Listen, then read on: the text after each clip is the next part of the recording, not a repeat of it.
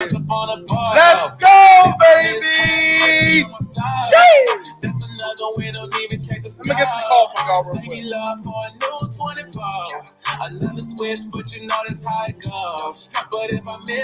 Hey, let's go, guys. We are live. We're back again. I'm super excited to bring on this amazing brother. He's behind stage, y'all. He's getting locked and loaded and ready. I want you to begin to share this feed, share. The gentleman that I'm going to bring before you guys, he may not know, but me and my wife have really genuinely been following him and his wife's consistency as entrepreneurs. One thing I love about this couple, well, Randy's just here tonight. Wanda's not here tonight, but I love the fact that their marriage is so amazing. That's one of the main things that stands out to me about Randy. His heart for people and just his ability to be a servant leader. Randy Webb, he is definitely the cryptocurrency king. Randy, man, listen, bro, I'm going to give you the floor. So, family, if you're on this live, I want you to share this live feed. So, Randy, come on in, brother. Let them know how you got introduced to this industry. I mean, it's so much conversation about NFTs, so much talk about the metaverse. As a matter of fact, bro, today I was reaching out to a few people, and I would say 8 out of 10 conversations, man, I keep hearing about it. I keep seeing it. Like, it's no more, is it real? You know, so Randy, come on in, brother. Let everybody know how you got started. And then I'm gonna ask you a few questions, man. I'm excited. Absolutely, Carl. First of all, I want to thank you and Angela. You know, I know you guys have been listening. If you are listening, this is, obviously a down-to-earth couple, but they are leaders in this industry. You know, they want nothing but the best for everybody they come in contact with, doing kingdom work, right? Each one teach one. And so understand we are in a pivotal part in history right now in our economy. And I'm so grateful. I believe that God guided me to this company, of course, to learn about this industry. So a little bit of my background: born and raised in Compton, California. I come from humble beginnings. I didn't always come from money. And I always like to say that because most people will automatically discount when you start talking about money and you start talking about finances. They'll say, well, you don't know where I come from, or you don't know what it feels like to be here. And I'll tell you, I came absolutely from the bottom, from the mud. And I was a young teenage dad at 18 years old. Was trying to get my thing on and just was taking life punches. Okay. And I remember getting evicted from my apartment, having to move back in with my wife at the time, my child at the time. It was just hard, right? And so I made a decision in 99 to join the Air Force, join the military at 19 years old, young teenage dad. And when I joined, didn't even know what I was going in for. I said, just give me the job. Back then they were giving bonuses. Give me the job with the biggest bonus. And so my first job, I was what you call a 1 Charlie 5. A radar technician. So my first job, however, I was pretending to be an Air Force pilot, pretending to be a pilot, fighter pilot for controllers. And the controllers will basically guide me around where to go. And, I had got this dream that I could become a pilot. Imagine that. Nobody in my family's ever been a pilot. No one was in the Air Force before. But, after kind of pretending to be a pilot over the radio, I was like, man, this would be cool to be a pilot. And I'll tell you, long story short, I became a pilot, flew C-130s for about 9.5 years. Spent a total of 14.5 years in the Air Force. I thank God today because in 2012, I ended up getting sick with lupus. And some of you are like, what? You thank God for that, okay? Every setback you think is a setback is actually a setup for a comeback. And for us, that's what propelled me to where I am today. Because if I stay in the Air Force, of course, I'll be, a lot of my friends right now, they're lieutenant colonels. They're enjoying the military, of course, but at that time, I think I wanted something bigger. And I remember praying for something bigger, and God did answer. Okay. I got diagnosed with lupus, and it forced me out of the Air Force. And so at the time that I was getting out of the Air Force, I got introduced to network marketing, and not this company, but my previous company. Me and my wife, we got in and we just had a dream. We wanted to have more. We wanted to have freedom. We wanted to make a lot of money. And we just seen when we first looked at this company, people were living their lives traveling around the world. And, we did our thing. We became 6-figure earners there. And then fast forward, of course, some things happened with that company, like with any business, of course. In 2008, we had a business decision to make. And I'm grateful because we met wonderful people like Carl and Angela in this company. And so we joined IM, in 2018. Listen, I didn't know anything about the stock market. I didn't know how to invest. I didn't understand cryptocurrency. I didn't understand the foreign exchange market. None of that. And I'm so thankful, first of all, that I was open-minded. When I joined this company, just like everybody else, I had to go back into student mode, even though I had made a significant amount of money during that time. And going back into student mode, I learned how to trade. Okay, I learned how to look at charts. Really, it's not even about the trading part. It's the point that being able to read where money is going, where I can look at the DXY, which is the dollar index, how much is the dollar really valued at, and why does it matter? Where things are going matters because that's going to help you accumulate wealth. And when you understand where money comes from. So, I joined this company in 2018. And, it's been phenomenal. I had great mentors, teachers, still got great mentors and teachers inside of our platform. And because I became a student, always a student, right? But because I became a student, I've been able to become a teacher as well, too. So here we are, 4 years, okay, officially 4 years in this company as of January, okay? And, man, this crypto market is just amazing. And I'm sure you're going to ask me some questions about it. But yeah, if you don't understand crypto right now, I'm gonna leave the question to Carl. But if you don't understand crypto right now, listen, okay? Whoever is listening to me right now, okay? If you haven't heard about crypto, go learn about it. Okay. If you're like, I don't know if it works, listen, most people don't even know if the dollar works. Okay. We're going to break some of that stuff down too. When you really learn this system about money, then you can start making money. Most people are working because they have to, not because they want to. Okay. We can show you how not to work if you want to and actually create wealth. Wealth is based on time. Okay. I want you to understand this. Wealth is based on time. The greatest thing that you can do for yourself is gain time freedom. And how do you gain time freedom? You have money saved up or accumulated somewhere. So if anything happens, look, you don't got to make fast decisions. Okay. If you got a couple 100,000 sitting around, listen, I get it. People are hurting right now. Okay. But I'm telling you, you can go beyond where you are. But if you got, seed money, 50,000, 100,000, 200,000, well, you got some time that you can go do or create whatever you want to do. And you don't have to worry about rushing to go get another job. Okay. Or you don't have to rush to go create another business, right? You got a little bit of time. You got some wealth. Wealth is based on time. So I believe that this company has allowed us to learn about wealth, have a wealth mindset, not a rich mindset. It's a difference. So wow, you know what I just realized? We've been a part of the academy the same amount of time. 4 years, man. I got started April 4th, 2018. Okay, yeah. So yeah, I got started just 3 months before you. 3 months before you, man. That's it. January December? 2018. That's when we started. Man, this is amazing. Seventh in the chat for Randy. So, man, I want you to know it means a lot to me that you're here because when I came into this industry, I to this day admire you and your wife. I really genuinely do. Appreciate it, And brother. me and my wife first came in, I was like, oh my God, that's Randy and Wanda Webb. You know what I'm saying? Like, oh my God. And the thing that I've always admired about you and Wanda, I had an experience where I went to a mansion event in Orlando. I believe, yeah, you and Wanda were there with Dr. Jewel and your wife. She was helping us take our kids to the car. That messed me up. Man. You may not even know this, Wanda, if you're listening. And it touched me. This has nothing to do with money. I said, oh my God. I said, this couple is really for people. Like, bro, I'm saying this publicly. I appreciate you guys for leading with love, leading by example. So I'm not surprised at all the blessings that God is doing in your life. It's because you've sown such great seed.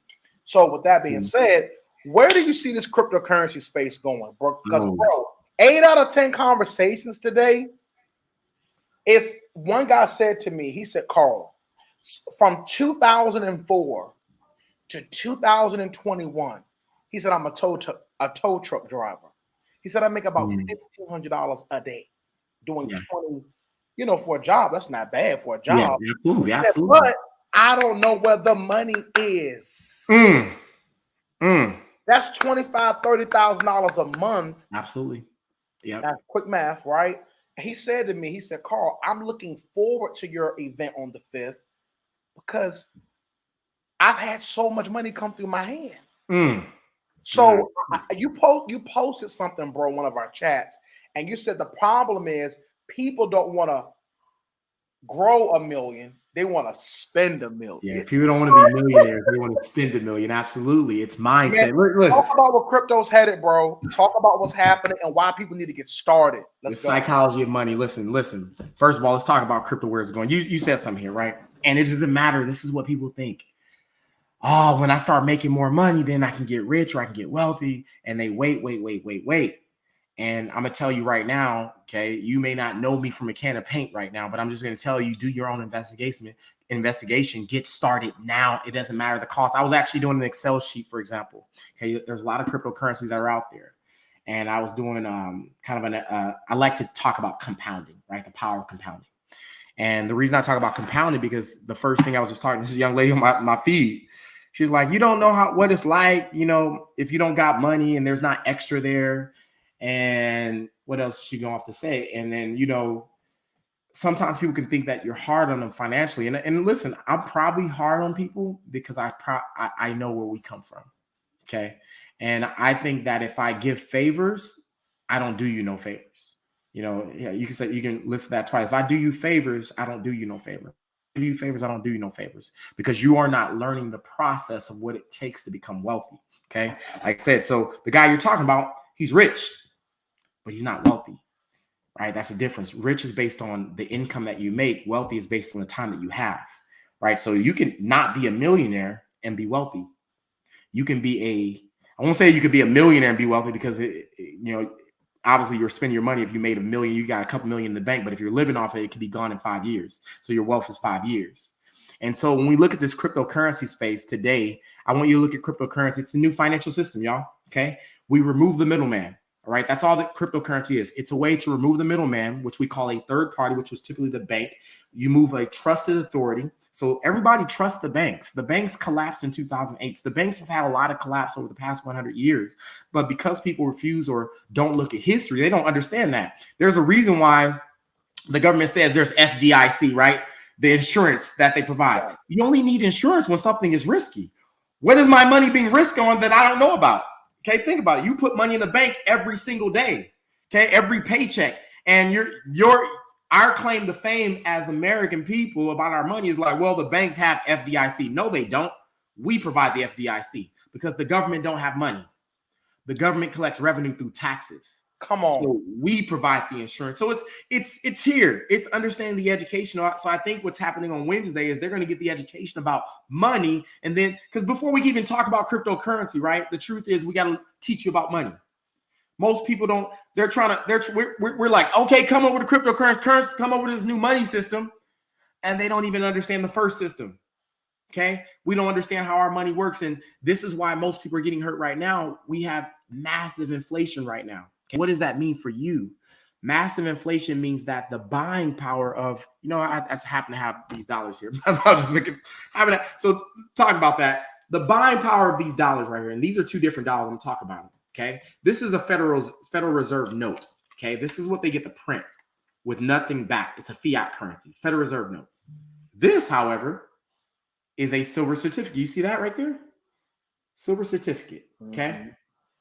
And it also says on here, it says certificate is legal tender for debt, public and private, right? This is silver. I can cash in, get some silver off of it. This, I can cash in for absolutely nothing. Okay, it's a Federal Reserve now. You see the difference? And so that changed in the 70s, folks, but it changed really in 1933 when they confiscated all the gold, okay? And they started changing the system. Why? Because they needed a way to fund the wars, okay? Because we weren't bringing enough gold or silver for us to produce actual currency, real money. Okay, so today we live off a fiat currency system. So that means our government prints money whenever they want to pay their bills. And so it's putting debt on our future. So it's putting debt on our kids, our grandkids, their grandkids, great grandkids. Right now, we are $29 trillion in debt on our way to $48 trillion in the next 4 years. What does it mean? It means people are going to get richer and people are going to get more poor. Okay, so you got a decision to make. You either going to say, I'm happy where I'm at and I'm willing to get more poor, or no, I got to get some wealth so that my family can be in position. How do you do that? Well, you can invest in real estate. Okay. Gold and silver is pretty slow right now in the markets when you start understanding how to read money. Okay. You can start a brick and mortar business during a pandemic. That would probably be not good. We don't know what's going to happen. Most businesses fell after 3 years. Okay. So what is there left? Well, I'm going to work something that is going to work against inflation. Okay, assets work against inflation. Real estate would be a good opportunity, except there's a barrier to entry for that, right? You got to have money up front. Okay, the banks want you to put 10%, 20% down when you're going to do an investment property. You know, the next best thing, or what let me be honest. I said the next best thing. You know what the best thing is before real estate, in my opinion? Why do I say that? I sold my real estate to get involved with cryptocurrency, Bitcoin, and all that. Put a majority of our assets into crypto, and it multiplied way more than would have done in my real estate properties. Okay. And so now today, Bitcoin, for example, why is it so special? Well, let me give you, you got to understand the 5 characteristics about money. Okay. Because if you understand these 5 characteristics, you understand what sound is called sound. This is what makes sound money. One, it has to be durable. Okay. Is this dollar durable? Yeah, I can leave it outside. It can flow away. It can rain on it. So it is durable. Okay. But then the next thing I look at, is it portable? Yeah, it's actually portable. I can put it in my pocket. Okay. It's portable. It has portability. Okay. The third thing, now we talk about law-wise. If I had 25,000 of these, and I try to hop on the airplane, I got to claim that I have above $10,000 in my pocket and hope that they're not going to take the bag from me. So is it really portable when you have a lot amount of it? No, not really. Okay. The third thing is divisibility. Okay. Something divisible to the lowest common denominator. Dollars can do that to an extent, but you know what's more divisible? Cryptocurrency. It can be divisible down to the billionth of a cent. We had 100,000 millionaires in the cryptocurrency space created this year.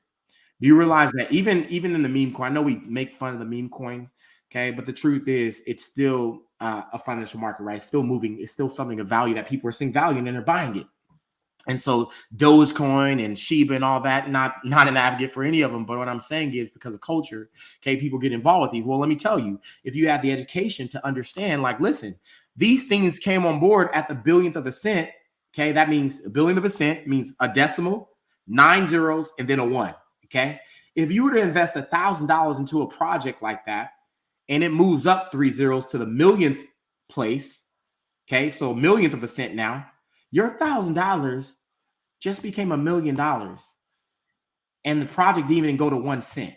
Do you realize that this is what people have been trying to day trade for with penny stocks? So instead of doing penny stocks, dude, get educated on cryptocurrency. Go find something that has, there's a lot of projects out there. I'll give you a free band, Ecomi. Okay. There's a lot of things out there that is not the billionth of a cent, but it's at the 100th of a cent or the 1,000th of a cent. That's huge because when it hits, if you buy something at 1,000th of a cent or 100th of a cent, and you bought in, let's say $1,000 at those points, once again, it hits 1 cent, that's $1 million. But this is education. So people are about to miss the bus because I believe that the cryptocurrency market is going to elevate a lot of generations financially that understand the numbers. Why is it special? Why? Because our dollars are going to get printed no matter what. Okay. The treasury is already there. They're going to print. We're going to be $84 trillion in debt in 8 years. Okay. There's some significant about that number. So in 8 years, several things happen. Okay. We're going to be at 84 trillion in debt in 8 years. In 8 years, every baby boomer, 2030, will be at retirement age. Here's the fun fact. Our Social Security is depleted. Social Security is paid year to year. So it's based on people working. So where we are right now financially is, guess what? People don't want to go to work right now. So when people don't work, remember, the government makes money one way: revenue through taxes. So if people don't work, taxes don't get paid. That's why the number one mandate of the banking system, the Federal Reserve, is to maximize employment. Hence, to maximize employment, they print money. When they print money, they lower interest rates. When they lower interest rates, businesses can borrow money at a cheap rate and they can expand their operations. And when they expand their operations, they can hire more people, hence maximizing employment, hence getting more taxes. That's not happening, but they're still printing. So the dollar's like this, going down, but Bitcoin and everything else is going up because of inflation. Gas is going up because of inflation. So where I see cryptocurrency in 10 years, listen, Bitcoin is special. So I talked about the 3, right? We said durability, portability, divisibility, intrinsic value, right? Obviously, a lot of intrinsic value, storage value in Bitcoin, Ethereum, building NFTs on the platform. You got Solana, another NFT platform, Cardano, another NFT platform. So NFTs are viral. Listen, Snoop Dogg, Eminem, some people I just posted recently, all in the NFT space, killing it right now. Okay. Companies, Adidas dropped 30,000 NFTs in less than an hour. They made 23 million. But what's even more special is the people who bought the NFTs turned around and sold those NFTs for 4 times what they were worth, or 4 times the amount. So they bought them for 0.08. So they made 23 million. Adidas made 4 times that, folks. $100 million was moved around in a couple hours. Okay. So when you're not getting involved in cryptocurrency, you're literally cutting your knees off at a place where you can actually take yourself out of the situation. So for the person who says, I don't have money to invest, listen, I just wrote down a chart right now. Okay. You know, I'm gonna just give the sneak one. Okay. And listen, folks, even when I know a lot of people try to get free information, I'm gonna give you the free information, but it's this that I need to change about you. Okay. The psychology of money, because you're in here, you're like, well, I'm gonna get some free information. But the unfortunate part I have to give to you is that, yeah, you'll get free information, but you're not learn much. So plug in to whatever is being offered academy-wise, education-wise, pay for the information. Okay. It's doing you a service by doing that, because you're releasing the scarcity mindset that you're not gonna have any more money flow back in. It's for you. Okay. So with that being said, can you talk a little bit about the psychology of money? I know Dr. Jewel did a live the other day with, I think, was it Dr. Sean? Oh, she was good. Yeah, she was good. She hit right on point. The psychology a little bit. I know you've been reading the book, man. Absolutely. Because like you said, unless we change the way we think, I mean, we could talk about the opportunity all day. Yeah. I have conversations all the time. I'm like, oh my God, like if I don't help them change the way they think, no matter what it is, it's. That's right. They're stuck. It's a mindset block. Psychology of that. Absolutely. You know, we talk, so we all have a different psychology about money. Okay. And so it's not that if you are listening right now, you're like, man, I've been working for 10 years and I just can't seem to get ahead. Okay. There's something wrong with your psychology. Now, there's nothing wrong with you. There's something wrong with your psychology about money. So there may be a storyline in your head. Like if you ever said, man, rich people are evil or rich people are greedy. If you think rich people are greedy, you'll never be rich. If you think wealthy people are greedy, you'll never be rich. I see, I see it. Listen, I came from poor, y'all. Okay. So I know some people are like, well, you saying that because you got the money. I didn't always have the money. Just like I didn't always have the psychology. It's not until my psychology changed that my money changed. Okay. And it doesn't come in between. That's why there's a book called Think and Grow Rich by Napoleon Hill. Right? It didn't say grow rich and then you start thinking about being rich. No, it said think and then grow rich, because we have to change the thought process first. So if I can be honest, everybody, when you hear me, you're in your situation because of your money psychology. Right? So here's how money psychology works. I'll just tell you about mine.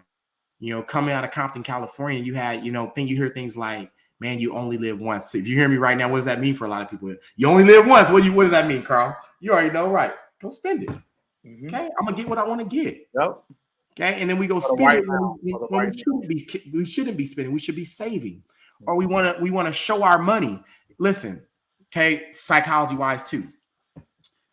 We sometimes grab the wrong mentors based on our eyesight and not our vision. Okay. Let me say it again. Explain that, Randy. We sometimes grab the wrong mentors, what we think are mentors or role models for ourselves based on what we see versus over vision or understanding. Here's what I mean by that. Okay. What you may conceive as rich, okay, we say hood rich. You see the cars rolling around the hood on the 17, 18, 19, 20, 21, 22. What are we rolling on today? 25-inch rims today. You see that in your head. That's rich, or that's hood rich, or whatever. They got it going on for themselves. But you see the big, huge home. Okay, they might got a 3,000, 4,000, 5,000, 6,000 square foot mansion. Okay, they're rich. Doesn't mean they're wealthy. You gotta understand this part. Okay. And so what we can see, because we're in the Instagram phase these days, right?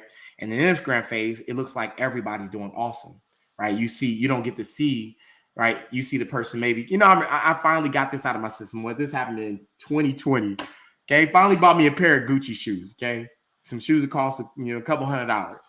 And I just did it. Now, I kind of regret it because you know what I did, folks? Let me just, I'll never do this again. But I sold some Bitcoin, y'all. That was crazy. But I was still working on my psychology then, because what I was seeing was like, man, I gotta have the flash. I gotta go get the shoes. I gotta look the part, right? In our community, the Black community, for example, our biggest thing is, let's be honest, we gotta wear the good stuff, because that's what's gonna draw our people in, and that is kind of true, unfortunately. But the truth is, people with the real money is wealth is what you can't see. This is what's in the book. Wealth is what you can't see. Mm. You can't see the bank account. You can't see the crypto portfolio unless we post it. Okay. You can't see the stacked up gold and silver. You know, you can't see that stuff. You can't see the multiple houses. But what you can see is the way I dress, and then we make assumptions based off, right? Well, what you can see is maybe the car that I drive. Okay, we make assumptions off that. Okay, so it doesn't mean just because you see someone with awesome stuff doesn't mean that they're not wealthy either, though, at the same time. Okay, you don't know, so you can't judge. So let me just say it right now, you can't judge. So how does psychology work? Okay, let's just talk about poverty psychology first. Okay, so coming from poverty, we have a scarcity mindset that we believe that if they're winning, then I'm not winning. Okay, that's one of the psychology. If you're winning, then I can't win. So we don't have an abundant mindset. Or if I'm offering you information, I must want something from you. When you think about that, right? We draw back. Like, what do you want? Like you trying to get something from me that you don't believe that someone will kindly help you from the heart. Okay, so money psychology. Another one is that someone like people wanting things for free. It's another one, right? Please talk about that, bro. People want things for free at first, and I used to be that person. Like, I would give the information for free, and I had an epiphany. It happened in 2021. My epiphany was, you know what? People don't respect free. Okay, and if you want to stop getting disrespected, stop offering stuff for free. Okay, if they can't buy it, then they don't need it. They don't want it.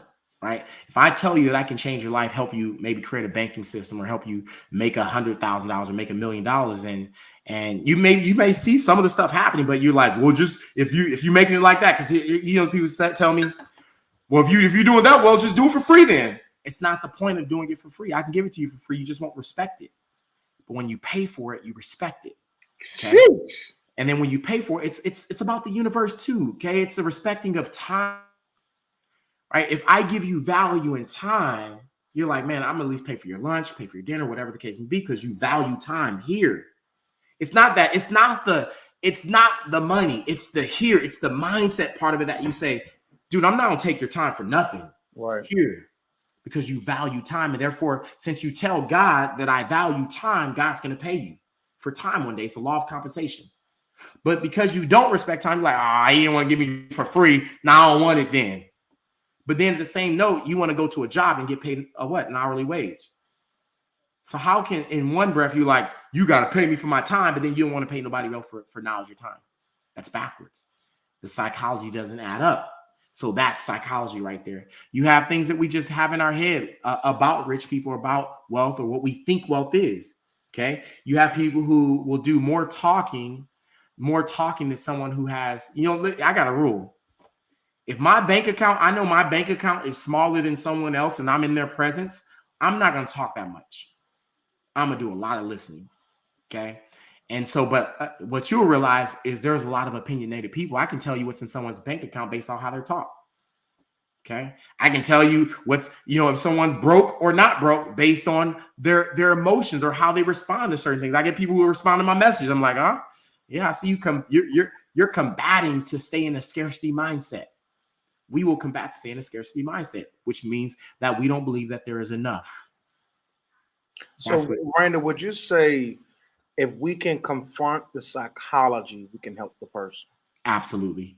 Absolutely. Like, I was actually talking with Angela, and I said, I just would love to do an opportunity called really about about people, just the psychology piece, for like 15 minutes. And we talk straight psychology, because, Randy, we're in a space where it's unlimited access. It's unlimited ability. We can't talk numbers, but the spaces and the conversation and the group chats that I'm in with you and your wife and Dr. Jewel, and I'm like, y'all look, y'all dropping numbers, and I'm like, wow, whoa, and then Dr. Jewel's and certain chats, and what I'm saying is, it stretches even my psychology as well. But I was literally just telling Angela, I said, I really feel that sometimes when we're talking to people about an opportunity, whatever that may be, when we don't deal with the root of the problem, we still don't help and serve them.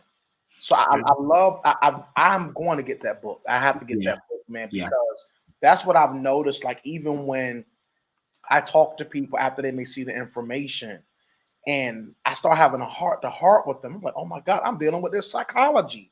It's not that they don't have the money, because Christmas and New Year's and every holiday got their money. They got the money. So, bro, I had coming into this space, to be real transparent with you, bro. I come from a middle class background. Yeah. But I didn't even realize I had a poverty mentality until about a year and a half ago. Yeah. Even with making some success, it was still in my subconscious. Like, literally, bro, you believe it's expensive subconsciously. Woo! Say that word. Carl, you believe it's expensive. So therefore, you attract people that say that stuff to you. Woo. It's in you, bro. And you said something. Your vibrations, right? And when I literally started uprooting that out of me, when I mentioned what it costs to get started, I don't even really hear the hemming and hawing, because I've gotten out of my heart and mind. That's right. And because I would be like, well, in my mind, well, you never know what people are going through. Man, that's it. How did you get to where you are? You sacrificed when you were broke. That's it. Yes. That's it. Yes. You just said the whole word, bro. Like, listen, I'm hard. Look, I can admit I'm hard on people, because I'm hard on people because I came from the money and I know what it takes. I tell some of even my leaders, I sacrifice bill money to go to events. I sacrifice, not to get too deep, like whatever it took. Mm-hmm. I made arrangements to figure it out. So I think some people, they feel that, a person's being harsh. Well, Carl, you don't know my situation. Y'all can get on this live, but no. We're coming from a place tonight that if you're watching and if you're listening and you're serious about building wealth, I love when you said, if you expect it to be free, it's not even about the money. You don't respect the principle. That's it.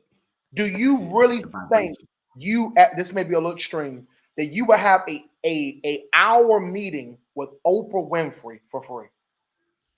Because of who she is, you were asked to pay. She don't need you to pay for her lunch. Nope.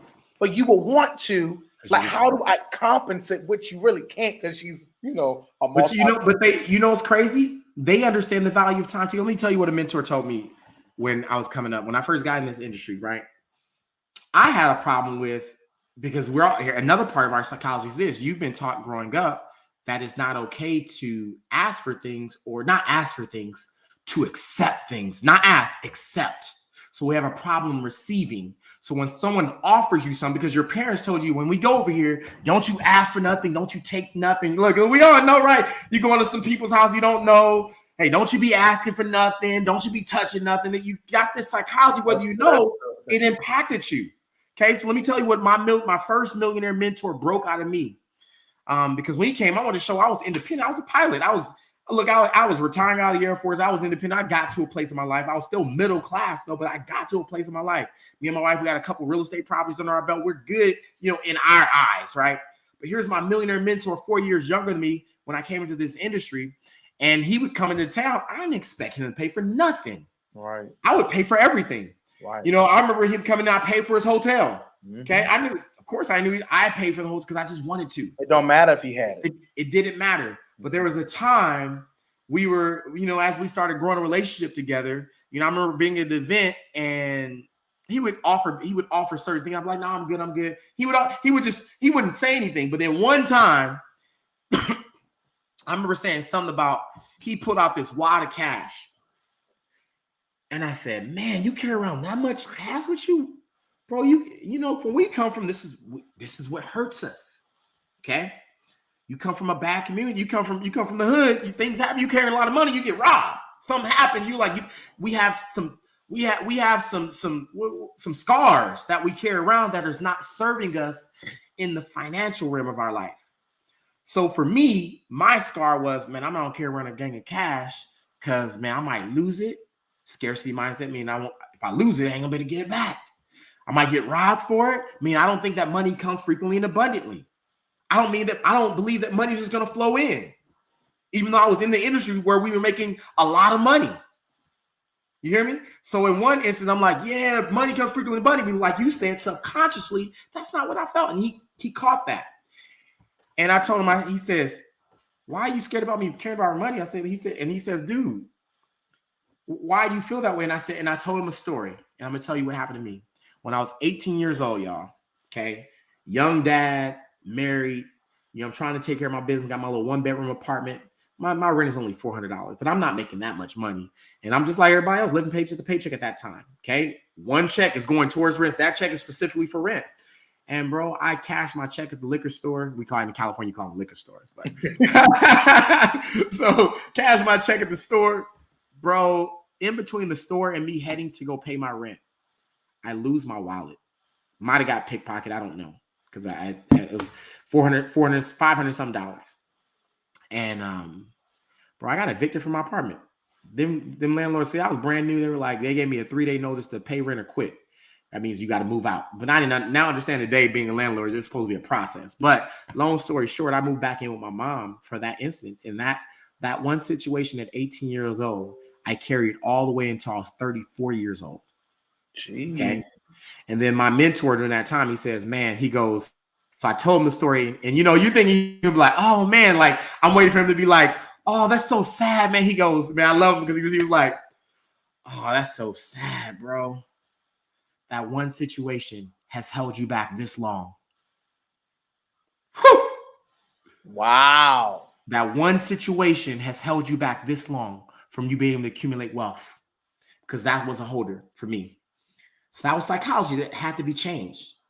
And like you said, it's the subconscious, and subconscious is your character. How can we help others change your psychology?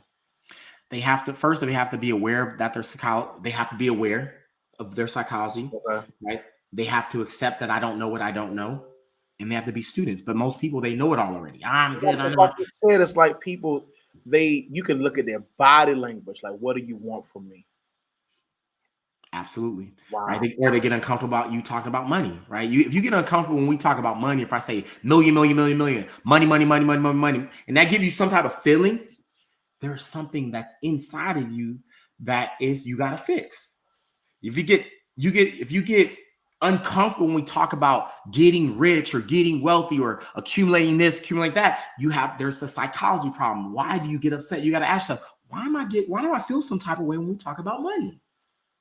Okay. Or why do I feel when we talk about money, you hear things like money is the root of all evil. That is not the scripture. The love of money. And why do we say the love of money? Right? Because when you love something, right, you want to attract it. Of course, we want to attract it, but when you love, sometimes you'll do anything for money. Mm-hmm. Right? Because when you love your wife, right, you'll do anything for your wife. Right. I'll do anything for my wife because I love my wife. So when we say that we love money, you're saying, I'll do anything for money. No, I don't love money because I won't do anything for money. So I don't love money. I'd like to have some money, okay? But I'm going to have certain conditions on how I'm going to get money. So yes, the love of money is the root to all evil in that form, not money is the root to all evil, okay? Because if you have that subconsciously in your mind, which we said it over and over, depending on what church you went to, you heard it over and over and over again. Yeah. So subconsciously, you think money is evil. That's a big psychology hole. And I'll tell you, no wonder, let's just talk about it, right? In the Black community, right? Depending on what church we went to, we have some jacked up money psychology. And when you look at the numbers, unfortunately, okay, and we can, now let me not say this is not, let me bring this back so in context, okay? Because that's not the only reason, okay? Our psychology is jacked up. We gotta contribute 400 years of slavery and all that other stuff that happened. But coming up now, we are the lowest on the totem pole when it comes to net worth. We in return to our counterparts, we are 10 times less than our counterparts. We're the lowest ones. But then you go back and you look at some of this money psychology, and you can kind of see that inserted in there, and that's why we're struggling. We're having issues, and then we want to fight about it. We have the cancel community, right? If I don't agree with you, I'm gonna cancel you. and then we never elevate. And then I've met a lot of people. They believe that because they're spiritual, Jesus was not poor. Okay. I just, I'm gonna say the scripture. Yeah. Jesus was not poor. Okay? I told Angela, I said, baby, we love the Lord too. And there's nothing wrong with loving the Lord. So gung ho for their business. Well, if we're not working to break poverty and to get to a certain place to help others, you think we're gonna all be in prayer all day long? Prayer Bro, is not action, bro. well, Listen. Jesus talked about action. So I'm gonna since we're going down this road here. Let's talk about it. Okay. Let's talk about it. I'm gonna talk about it. Okay. You may not like me out of them. I'm gonna talk about it though. Okay. That's one of the things that, being a Christian, for some reason, we equate Christian to being in poverty. Right. Okay. Soon as if we can't have an and community, we have an or. You can either be a Christian, but you can't be rich, or you be rich, you can't be a Christian. That's the devil. That's absolutely you've reading the wrong word. Because let me tell you one. Okay. This was right when Jesus was getting, they were rubbing the perfume on his feet. Okay. And Judas, okay, first of all, Judas was like almost a treasure. He was stealing the money anyway. All right. But Judas, as they were rubbing the perfume, getting Jesus ready, rubbing the perfume on his feet, Judas goes, You're gonna rub a year's worth of perfume on his feet when we could sell this and take the money and feed the poor. Okay. And what did Jesus say? Jesus says, the poor will always be among us. He didn't say we are poor. He didn't include himself in that. He said the poor will always be among us. Okay. So Jesus wasn't poor, y'all. He had an abundance. And it's not a or, it's and, right? What people believe. So you got to say, if you have more, if you are a Christian and you have more money, what are you going to do with it? You're going to give it. You're going to go do some programs, hopefully, right? You're not going to go ball out. You're going to become, if you're a good person now, you're going to become an even better person. I always say you can't help the poor being one of them. Right? You can't go start a charity if you ain't got no money. Yep. Yeah, you can start one. You can go ask for money. Okay. Jesus didn't. If you look at scripture, but you're getting it from somebody that has money. Exactly. But think about this. Jesus never asked for money. Not one time did Jesus ask for money. But we go ask for charity in his name. Just keeping it honest. Okay, we are supposed to work all throughout the Bible. It talks about 7 years of famine, 7 years of abundance, right? Joseph, great example about during an abundance phase of your life is accumulating. He accumulated grains, accumulating money, right? So that you can, so when the 7 days of famine comes, you have something to sustain your family, right? Scriptural, biblical, things that we're supposed to learn, compounding effect.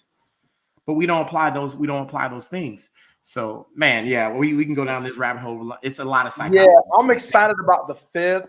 Randy, I know we're not out of message, but out of time.